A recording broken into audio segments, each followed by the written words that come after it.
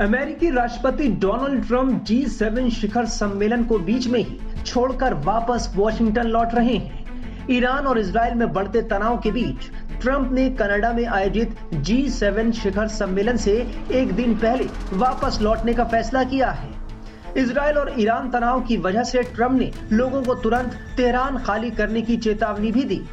राष्ट्रपति ट्रंप की देश वापसी पर व्हाइट हाउस ने कहा है कि मिडिल ईस्ट में बढ़ते तनाव के बीच कई अहम मुद्दों पर फोकस करने के लिए ट्रंप वापस आ रहे हैं। राष्ट्रपति ट्रंप मंगलवार की रात राष्ट्रीय अध्यक्षों के साथ डिनर के बाद G7 शिखर सम्मेलन को जल्दी छोड़कर अमेरिका के लिए रवाना होंगे। ऐसे में सवाल उठ रहे हैं कि क्या अमेरिका ईरान और इजराइल के बीच जारी जंग में शामिल होने जा रहा है। वो अहम मसले क्या हैं जिनके लिए ट्रंप शिखर सम्मेलन बीच में ही छोड़कर वापस लौट रहे हैं। ट्रंप पहले ही खुलकर इजराइल का समर्थन कर चुके हैं, लेकिन अब तक अमेरिका ने सीधे तौर पर जंग में उतरने का ऐलान नहीं किया है। इजराइल ने अमेरिका से खुलकर समर्थन मांगा है और अमेरिका भी इस बारे में विचार कर रहा है। इजराइल ने अमेरिका से ईरान के परमाणु कार्यक्रम को तबाह करने के लिए सैन्य अभियान में शामिल होने की अपील की है। ये अपील खासतौर पर उन परमाणु सुविधाओं पर केंद्रित है जो काफी अंडरग्राउंड हैं और जिन्हें खत्म करने के लिए अमेरिका के पास विशेष हथियार मौजूद हैं। इजराइल और ईरान के बीच में ये जो वर्तमान समय का युद्ध है ये गंभीर रूप लेता जा रहा है और अभी हाल के समय में इजराइल ने ईरान के न्यूक्लियर इंस्टॉलेशंस पे और उसके सिविलियन इंस्टॉलेशंस पर बड़े हमले लॉन्च किए और इजराइल के द्वारा ये जो हमला ईरान के ऊपर किया गया उसके पीछे का तर्क ये इजराइल ने दिया कि ईरान अपने न्यूक्लियर वेपन्स के प्रोग्राम को तेज गति से आगे बढ़ा रहा है और IAEA की बोर्ड ऑफ गवर्नर्स की जो बैठक हुई थी उसमें भी इस बात को मान लिया गया था कि ईरान अपने IAEA के ऑब्लिगेशंस को फॉलो नहीं कर रहा है, उसको वायलेट कर रहा है और ऐसे में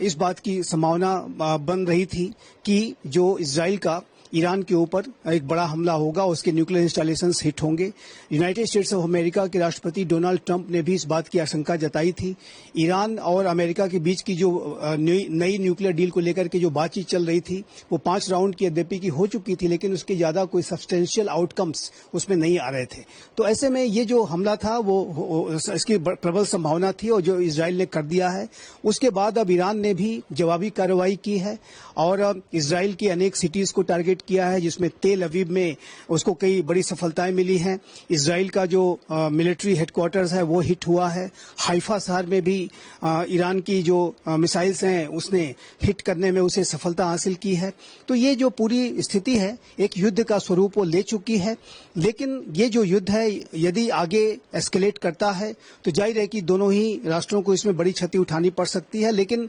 इस पूरे युद्ध में जो ईरान के को ज्यादा क्षति उठानी पड़ेगी स्पष्ट रूप से दिखाई देता है। आगे का जो सिनारियो है इस युद्ध का इस बात पर निर्भर करेगा कि ईरान अपने न्यूक्लियर वेपन्स के प्रोग्राम को किस दिशा में ले जाता है। यदि वो अपने यूरेनियम इनरिचमेंट के प्रोग्राम को तेज गति से अभी भी आगे बढ़ाता है तो मेरे असेसमेंट के मुताबिक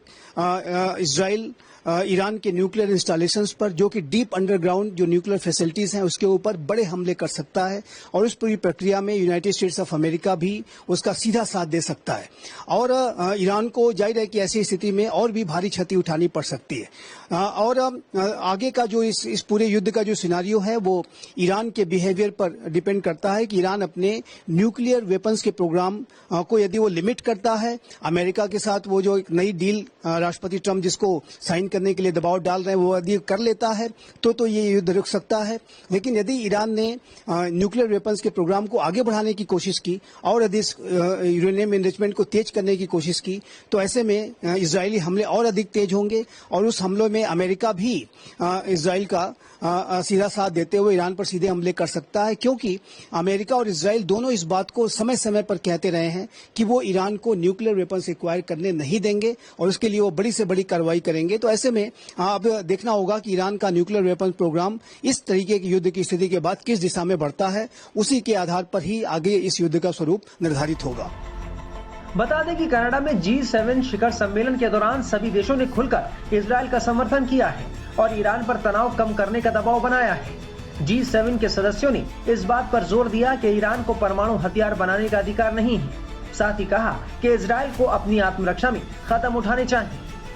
वहीं ईरान और इजराइल के बीच भीषण लड़ाई जारी है। दोनों एक दूसरे पर वार पलटवार कर रहे हैं। जो ईरान की IRGC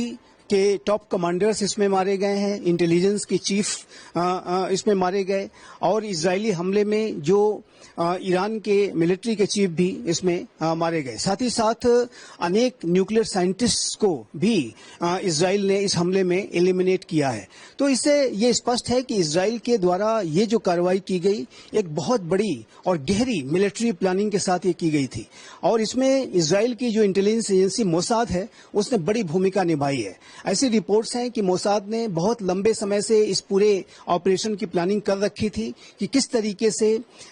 ईरान के न्यूक्लियर साइट्स को टारगेट किया जाएगा। और मेरा ऐसा मानना है कि अभी इजराइल के द्वारा ये जो एक्शंस हैं वो अभी कंप्लीट नहीं हुए हैं, और यदि ईरान ने अपने न्यूक्लियर वेपन के प्रोग्राम को आगे बढ़ाया तो मोसाद के पास और पूरे इजराइल के मिलिट्री एस्टेब्लिशमेंट के पास और भी बड़े और गहरे प्लान्स हैं, जिससे कि वो उनकी ईरान की जो डीप अंडरग्राउंड न्यूक्लियर फैसिलिटीज हैं, जो न्यूक्लियर एसेट्स हैं, जो रियल न्यूक्लियर एसेट्स वहीं रखे हुए हैं, उनको भी वो टारगेट कर सकता है। इस तरीके के प्लान इजराइल ने पहले बनाकर रखे हुए हैं। इस तरीके के ये स्पष्ट रूप से दिखता है, और ऐसे में आने वाले समय में यदि ये युद्ध एस्केलेट करता है, ईरान अपने न्यूक्लियर प्रोग्राम पर लगाम अगर नहीं लगाता है तो उसको बड़े खामियाजा और भी गहरा खामियाजा भुगतना पड़ सकता है। Rising Israel-Iran conflict, India faces growing threats to its energy security, trade routes and commercial ties. GTRI. जी, global trade research initiative GTRI ने अपने एक बयान में ये कहा है कि यद्यपि कि भारत इजराइल और ईरान के बीच के कॉन्फ्लिक्ट में सीधा शामिल नहीं है,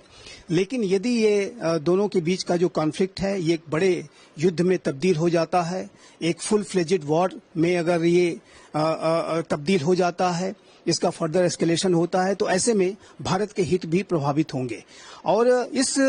तरीके की आशंकाओं को ध्यान में रखते हुए GTRI ने इस बात की सलाह दी है कि भारत को अपने ऑयल के जो रिसोर्सेज के लिए डाइवर्सिफिकेशन करना होगा, और ये जो सलाह है निसंदेह महत्वपूर्ण सलाह है। लेकिन जहां तक भारत के अपने एनर्जी सिक्योरिटी को इंश्योर करने की नीतियों का प्रश्न है, तो भारत पहले से ही अपने ऑयल के रिसोर्सेज को डाइवर्सिफाइड करके रखे हुआ है, और भारत मिडिल ईस्ट रीजन के राष्ट्रों से तो ऑयल का इंपोर्ट करता ही है, साथ ही साथ भारत रशिया से भी बड़ी मात्रा में ऑयल को वर्तमान समय में इंपोर्ट कर रहा है, और भारत रशिया से किसी भी संकटकालीन स्थिति में ऑयल के इंपोर्ट्स को और अधिक बढ़ा सकता है। भारत अफ्रीका के राष्ट्रों से, अमेरिका से भी ऑयल के इंपोर्ट्स को करता है, और जाहिर है कि भारत के जो ऑयल के जो रिसोर्सेस हैं वो डाइवर्सिफाइड हैं। लेकिन इसमें कोई दो राय नहीं है कि यदि इजराइल और ईरान के बीच का ये युद्ध फर्दर एस्केलेट करता है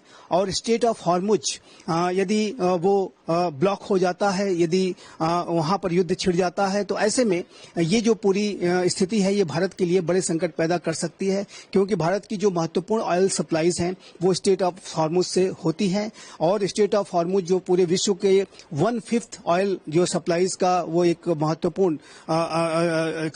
पॉइंट है, और वहां पर यदि युद्ध छिड़ता है, वो पूरा ब्लॉक होता है, तो उससे भारत भी प्रभावित होगा। तो भारत को अपनी तैयारियों को पुख्ता करके रखने की आवश्यकता है, और भारत की जो सरकार है वो पूरी स्थितियों पर बहुत पैनी नजर रखे हुए है, और इन्हीं आशंकाओं को ध्यान में रखते हुए भारत ने इजराइल और ईरान, जो कि भारत के दोनों ही मित्र राष्ट्र हैं, उनको ये सलाह दी है कि ये जो पूरी सिचुएशन को डी एस्केलेट करें, रिस्ट्रेंट से काम लें, और इस युद्ध को शांति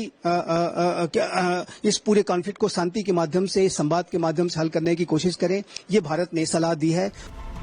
ट्रंप ने 16 जून को सार्वजनिक रूप से तेहरान के लोगों से तुरंत शहर खाली करने की चेतावनी दी, जिसे एक गंभीर अल्टीमेटम माना जा रहा है। उन्होंने कहा कि ईरान को अमेरिका के साथ परमाणु समझौता करना चाहिए था। ट्रंप का ये बयान इजराइल के हमलों के बाद आया, जिसमें तेहरान में सैन्य और परमाणु ठिकानों के साथ साथ ईरानी स्टेट टेलीविजन सेंटर पर हमले किए गए थे।